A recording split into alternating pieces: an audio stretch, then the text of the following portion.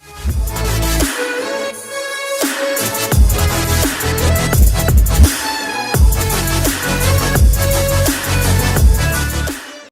tadi kita sudah belajar cukup jauh ya mama-mama tentang kekerasan terhadap anak, lebih khususnya kekerasan seksual. Oke. Sekarang saya mau ulang kembali dari tadi. Ini tanda-tanda kekerasan seksual. Kalau ini tanda-tanda yang ditunjukkan anak lewat gerakan-gerakan yang sonde wajar, gerakan-gerakan yang tidak wajar. Jadi artinya ketika anak lakukan ini, berarti anak-anak itu pikirannya, dia punya pikiran ini lagi terganggu. Artinya dia punya diri itu lagi merasa tidak aman. Begitu. Tanda-tandanya yang pertama, kedua bahu terangkat sehingga menutupi leher. Ini gerakan refleks seseorang untuk melindungi tubuhnya. Jadi artinya kayak seperti ini nih. Kalau kita merasa kita punya diri kurang aman, biasanya kita melakukan itu gerakan kayak seperti itu. Yang kedua, kepala tertunduk ke dalam. Ini biasanya kalau anak-anak dia merasa takut, dia membuka mata mungkin dia setengah mati toh. Jadi tunduk ke bawah supaya dia tidak melihat apa-apa begitu. Yang berikut, kedua tangan dan kedua kaki menyimpul erat. Itu tandanya apa? Dia menutupi dia punya diri. Karena ketakutan dia menutupi dia punya diri, tidak mau ada orang yang menyakiti dia lagi. Begitu. Berikut, lutut tertekuk ke dalam. Dia punya, intinya dia tuh membuat gerakan yang tertutup, masih menyambung ke kedua tangan dan kedua kaki menyimpul erat. Lalu tubuh menekuk, dia menutupi dia punya tubuh, mata berkedip-kedip. Biasanya kalau mata berkedip-kedip itu tandanya orang tidak konsentrasi atau orangnya sedang gelisah. Kalau kita gelisah kan kadang-kadang kita main-main ballpoint, kita goyang-goyang kaki, kita bikin gerakan-gerakan berlebihan. Itu tandanya orang sedang gelisah. Nah, ini tandanya mata berkedip-kedip. Atau mungkin dia buat gerakan tambahan lain yang menunjukkan kalau dia itu gelisah. Lalu wajah pucat pasi. Jadi kalau dia ingat ada rasa tidak enak yang dia rasa sakit yang dia rasa ketika dia ingat-ingat ulang itu kejadian, dia akan pucat karena dia ingat terus itu kejadian. Lalu ini gerakan ini hanya sebagai contoh, tapi gerakan-gerakan berlebihan atau gerakan-gerakan tidak wajar itu ada banyak. Bisa saja nanti dia duduk, dia begini, dia gerak-gerak, intinya dia menunjukkan kalau dia itu tidak aman atau dia tidak nyaman dengan dia sendiri. Jadi kalau kita melihat kita punya anak mulai rasa badan bergoncang-goncang begitu, itu dia membuat gerakan-gerakan yang tidak wajar. Lalu ini ada tanda-tanda terjadi kekerasan seksual. Kalau gejala fisiknya begini mama-mama. Sakit jika memakai celana dalam dan mengeluh kesulitan atau kesakitan saat BAB atau BAK. Intinya ketika dia buang air besar atau dia buang air kecil, itu dia merasa kesakitan ya. Permisi, tapi di bagian daerah-daerah yang tidak boleh, yang inilah terlarang lah seperti itu. Berikut cedera pada buah dada, bokong, perut, bagian bawah, paha, sekitar alat kelamin atau dubur. Itu biasanya permisi, tapi ketika kita punya anak, misalkan anak perempuan, belum cukup umur untuk pubertas, tapi dia ada darah yang mengalir, itu mama-mama harus mengerti, harus tahu caranya. Memar di bagian tubuh atau gigi cedera atau tanggal saat pelaku menyergap dan memaksa korban merapat ke dinding dan korban melawan. Ini biasanya ketika itu orang yang menyakiti kita pu anak itu, kalau dia melakukan kekerasan terhadap kita pu anak sambil melakukan perluku kasar, biasanya ada hal-hal seperti ada bagian memar. Itunya kita lihat pada saat kejadian itu, ketika anak sudah melakukan gerakan-gerakan yang tidak wajar, berbarengan atau sama-sama dengan anak pun tubuh ada memar-memar atau ada gigi, ada jatuh misalkan, atau kancing baju hilang atau apa, itu mama harus ingat memang. Rasa panas dan nyeri di area genital dan terasa sakit jika disentuh area genital itu permisi, tapi area ini ya. Jadi kalau misalkan nyeri, panas atau dingin, anak mengeluh, itu tahu memang. Itu mama dan papa, mama dong, dengan customer mama untuk suami untuk kenali memang itu gejala-gejala. Cara jalan yang tak wajar agak mengangkat ya. Jadi maaf kalau anak yang belum cukup umur, kalau sudah diperkosa misalkan, atau di apa secara seksual, dilecehkan secara seksual, maka itu di jalan mengangkat. Karena dia merasa tidak nyaman ya di daerah-daerah itu. Lalu ditemukan bekas bercak darah atau cairan di celana dalam anak. Nah ini, ya. Jadi itu kayak seperti ada darah, seperti tadi saya jelaskan, ada darah atau ada cairan sperma.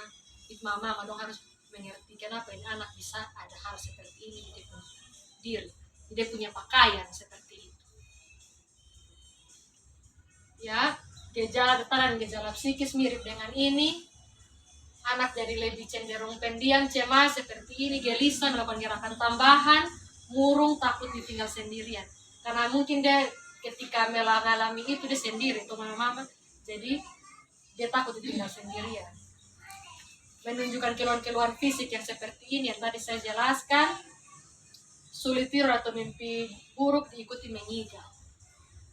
Lalu sulit konsentrasi, sulit belajar. Biasanya kalau anak-anak seperti itu dia karena ingat terus, jadi dia di sekolah biasanya pelajarannya menurun, prestasi menurun begitu. Perilaku kemunduran, sikap ibu jari, kemunduran kemampuan bicara. Iya, kalau anak-anak mengalami hal seperti itu, misalkan dia tuh harus bisa apa, harus misalkan anak yang kelas 3 SD harus bermain dengan teman-teman, itu nanti dia mengalami kemunduran. Dia lebih dari segi fisik dia mengalami kemunduran, itu dia kayak lebih menutup diri. Dia suka anak kecil lah, merujuk ke anak kecil, lebih kecil dari dia begitu. Lalu sekarang kita akan menyanyi. Karena saya lihat dari tadi mama dong seperti sudah capek dengar dari awal, jadi sekarang kita akan menyanyi. Ini lagu saya sudah tulis dia punya syair di sini ya, jadi nanti tinggal kita ikuti dia punya lagu.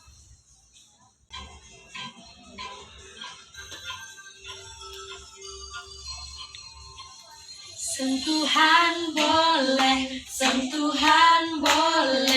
kepala, tangan, kaki, karena sayang.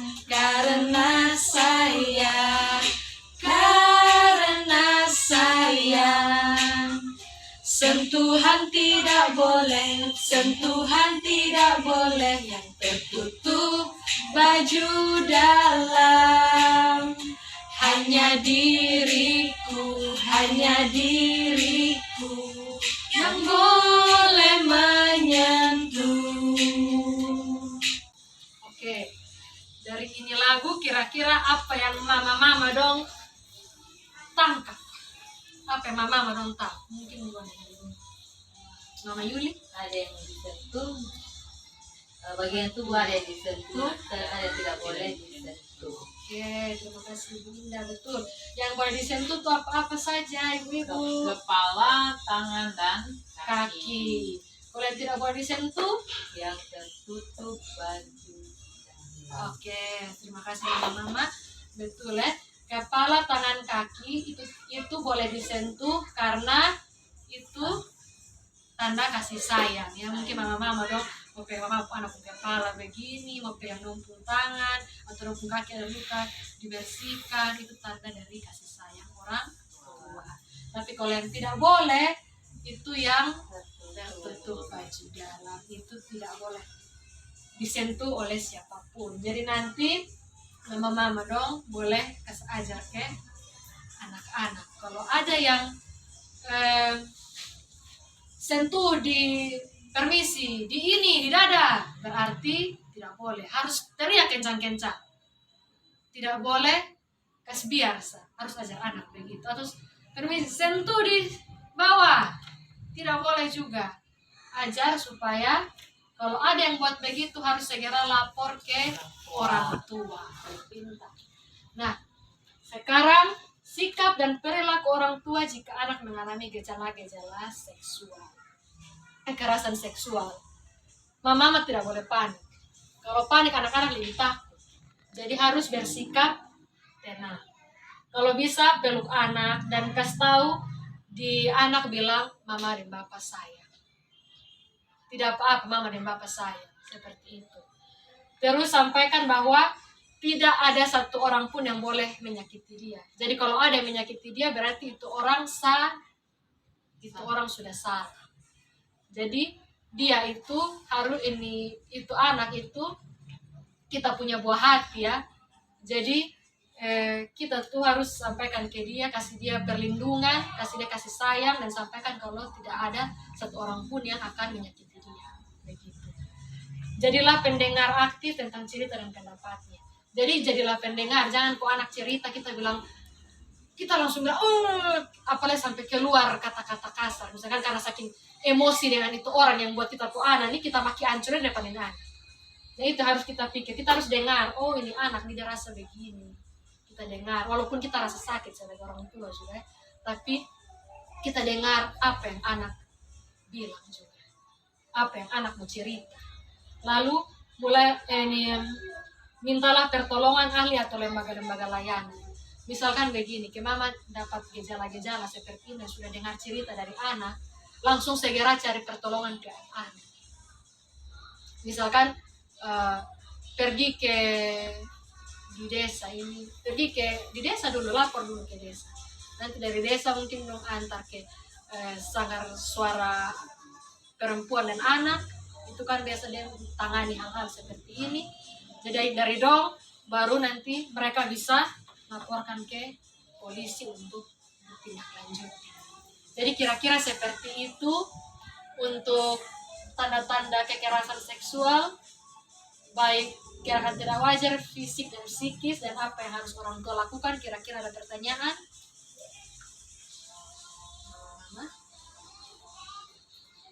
Tapi kadang-kadang kita punya anak tuh belum takut soal cerita di kita orang tua.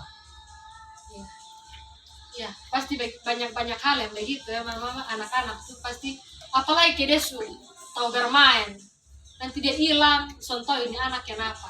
Tapi itu tuh akan terlihat seiring waktu.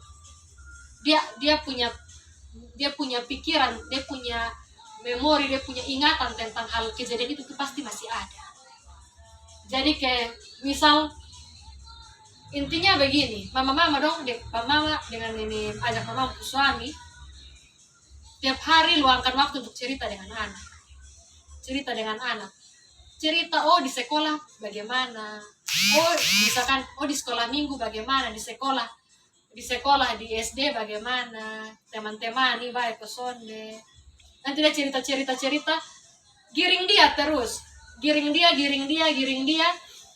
Permisi tanya sampai ngomong begini, ini nih kira-kira pernah ada yang begini ke sonde, kira-kira ini pernah ada yang begini ke sonde. Kalau misalkan dia takut sonde mau jawab, pasti dia akan kasih tunjuk tanda wajah yang kayak takut yang apa, itu tuh langsung mama orang langsung istilahnya langsung deken memang langsung ini kira-kira kenapa, oh ini ada kenapa, sonde apa cerita sama mama dengan mama, sonde akan marah, mama dengan bapak dengar, mama sonde akan marah karena mama dan bapak sayang. Intinya tiap hari ajak anak untuk terbuka, untuk cerita. Pelan-pelan tapi pasti dia akan cerita. Walaupun dia ketakutan tapi dia akan cerita. Mungkin masih ada pertanyaan? Oke, cukup. Untuk kegiatan hari ini selesai. Bulan depan kita ketemu lagi. Jangan bosan-bosan sama mama. Karena setiap bulan kita akan belajar ya. Oke. Mungkin Mama Yuli berdoa untuk kita. Baik, sebelum kita mengakhiri pertemuan kita hari ini, kita berdoa mulai. Berdoa selesai. Oke, terima kasih Mama Yuli. Oke, bulan depan kita bertemu lagi di tempat yang sama dan jam yang sama. Oke, terima kasih Mama-mama. Selamat sore, salam.